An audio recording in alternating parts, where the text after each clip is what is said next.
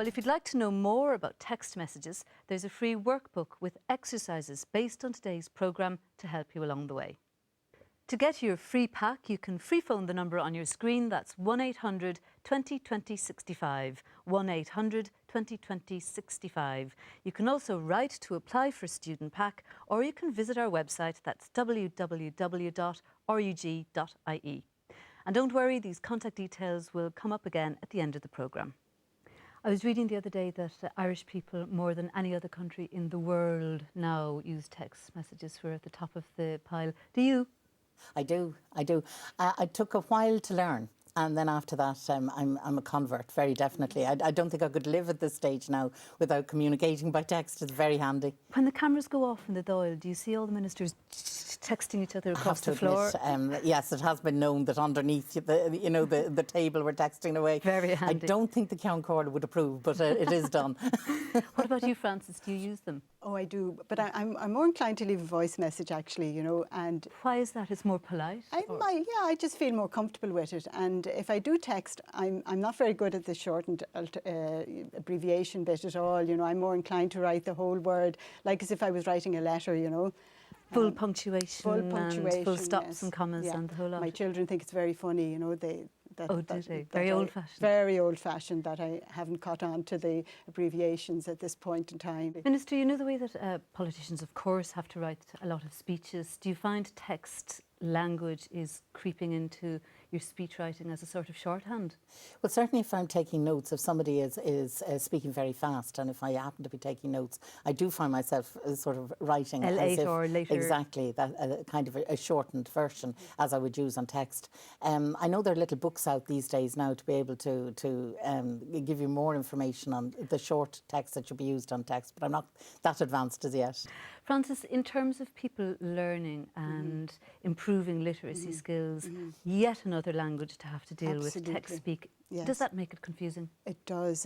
And I have noticed in my own work as an adult literacy organiser out in Crumlin, that people are specifically coming in for help now because of texting, that they find they, because of their lack of confidence around spelling in the first place, this is another form of spelling that they have to learn, or even, the fact that they would like to be able to text back and feel that they can't because of their lack of confidence with their spelling. So people are actually coming in to the literacy centres now for the specific reason of that's the reason why they have been, inspired to come back, because they feel left out of it if they can't text. Well, in that case, do you think there's a need for specific courses on how to use modern technology, on mobile phones, on Blackberries, on the internet, on all of that? Indeed, probably, yes. And certainly now in adult education and in literacy also, we would be, that would be part of what we would be doing with adults, because, the computer,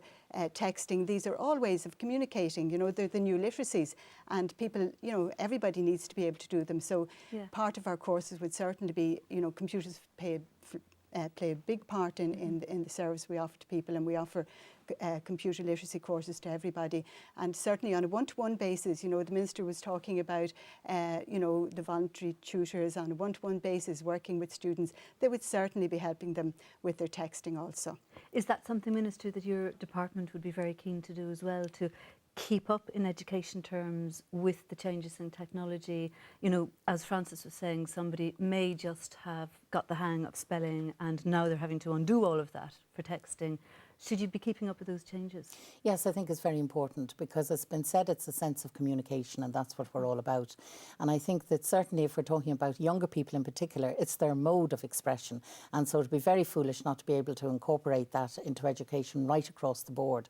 And it would also be important not to create a divide between older and younger people, a them and us situation with regard to the new technologies. It has to be right from when the child begins at school at 4 or 5 to be eased into the whole new technologies right up until those that are involved in further education as well. Well, maybe someday in the future we'll be taking classes on our phones, but in the meantime there are lots of options available to us. We don't always have to attend classes to learn, as one man who attended the Dublin Adult Learning Centre found out.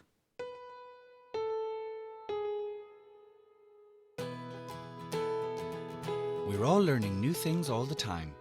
Things like finding out a new way to get to work or how to cook an authentic curry. There are many different ways to learn, and everyone needs to find the way that suits them.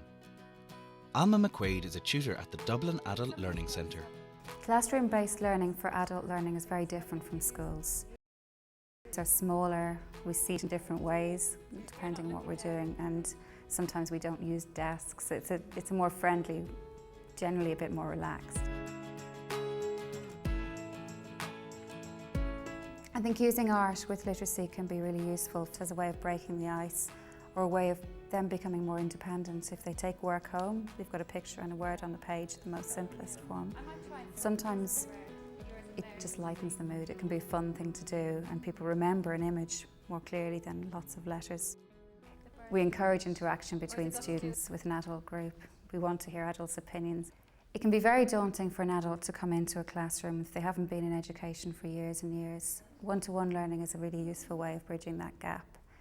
People can be lacking in confidence coming in. It's much easier to come and sit in a room with one person sometimes than it is to face a whole group of people and wonder if they're watching how you are and what you're doing and what your skills are like. It's very much at your own pace.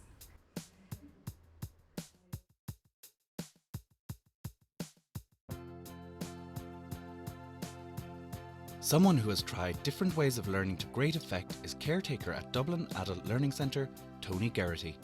I came in here thinking that I had it all wrapped up, that it'd be only a matter of time to learn. But it's only what you put into it is what you get out of it. The first class I was asked would I be interested in joining was a computer class. And that was going into a group. And I think it's the strength of the tutors that helps you a great deal. They keep repeating with you, and you don't get upset with you or frustrated with you the way years ago in the school. The first time then, the boss asked me would I be interested in doing arts, and I said no, but she asked me to just join the class anyway.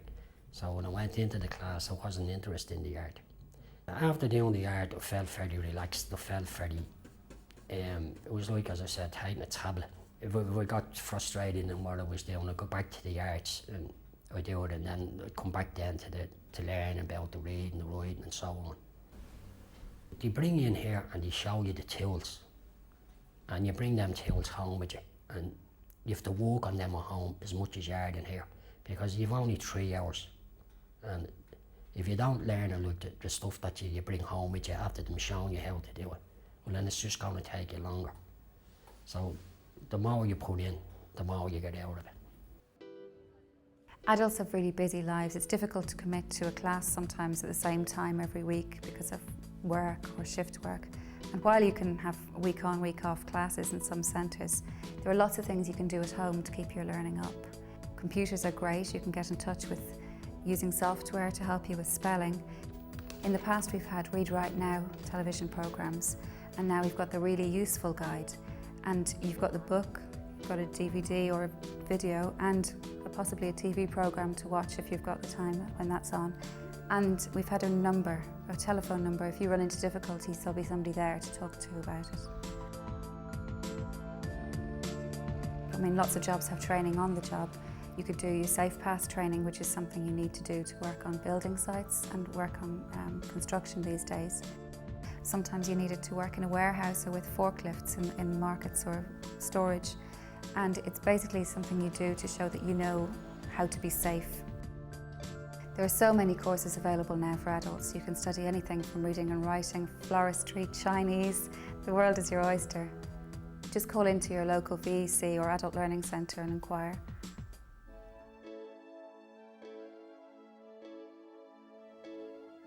Frances, back in our day, and I guess all of us, learning meant turning up at school and sitting at a desk, or afterwards in college maybe, but nowadays there are so many different options available to people for learning. Like what? Absolutely. Well, NALA have their own website, which is called www.literacytools.ie, and on that you can actually kind of take your own, improve your spelling or your reading. There are exercises there that you can actually use, you know, on the computer, or you can print them down to use separately, you know. So that would be one method. And this program, and do that in your own time. And do it in your own time. This program also will have its own web, which I believe is www.rug.ie. It is. And I'm sure that will be used by students as well in the same way, you know, that they can, in their own time, in their own space at home, work on their spelling and reading skills, whatever it is they need to work on, you know. And then of course the emailing, you know, I could see the situation where maybe a tutor and a student might email to each other, you know, if they weren't able to come to a particular session or whatever. So it's boundless, you know, the opportunities that are there now through technology. That's all we have time for today. We'd like to thank our guests for coming in, to Minister Sheila De Valera and to Frances Ward as well. Well, tune in next time when we'll be discovering how to plan a trip using the internet, and we'll be looking at how to spell plurals. In the meantime though, here's the contact details to get hold of your free student workbook that goes with the series.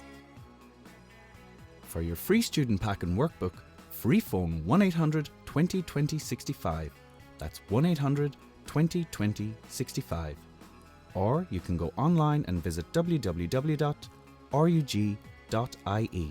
or write to The Really Useful Guide to Words and Numbers, care of Nala, 76 Lower Gardner Street, Dublin 1.